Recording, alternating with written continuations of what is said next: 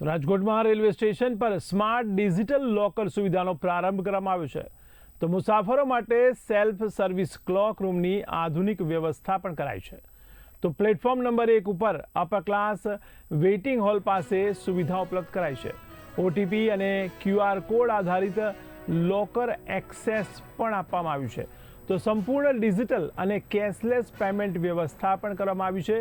તો નજીવા દરે સુરક્ષિત સામાન સંગ્રહની સુવિધા કરવામાં આવી છે।